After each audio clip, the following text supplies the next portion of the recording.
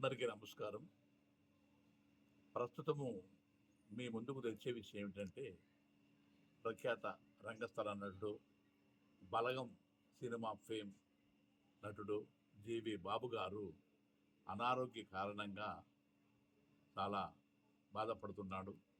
వాస్తవంగా అతనికి ప్రభుత్వం నుంచి వచ్చే సహకారం చాలా తక్కువ. అయినప్పటికీ ఆ మాత్రం సహకారం అందించకపోతే ప్రభుత్వం ఇంకా ఏ విధంగా అందించదేమో. కాకపోతే దానికి పెన్షన్ వస్తుంది సెంట్రల్ గవర్నమెంట్ నుంచి, స్టేట్ గవర్నమెంట్ నుంచి, సెంట్రల్ గవర్నమెంట్ నుంచి. ఇక తప్ప ఇంకా అతనికి వేరే ఆదాయం లేదు. అతను ఎలాంటి గవర్నమెంట్ ఉద్యోగస్తుడు కాదు. ఎలాంటి బెనిఫిట్స్ ఏమీ లేవు అతనికి. కేవలం ఈ రూ. 3,000 పెన్షన్ మీదనే ఆధారపడి బతుకుతున్నాడు.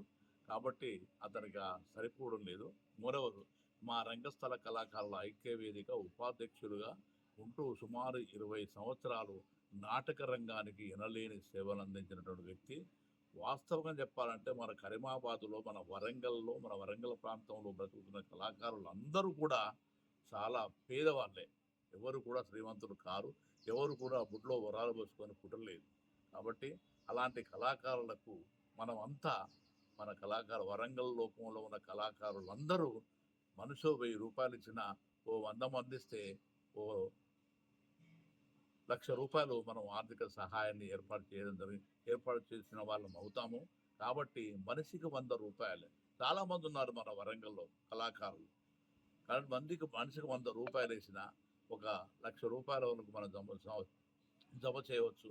ఆ రూ. 1,00,000 అతని కుటుంబ సభ్యులకు పిలిచి అతని మెడికల్ ఎక్స్‌పెండిచర్ కోసం మనం అందించినట్లయితే కొంత మనం సాయం చేసిన వాళ్ళం అవుతాము. మానవతా దృక్పథాన్ని చాటుకున్న వాళ్ళు అవుతామని ఈ సందర్భంగా ప్రతి కళాకారునికి, ప్రతి కళా పోషకునికి అందరికి కూడా నేను మనవి చేస్తున్నాను. వాళ్ళ ఐక్య వేదిక ప్రెసిడెంట్‌గా మీ అందరికీ మనవి చేస్తున్నాను.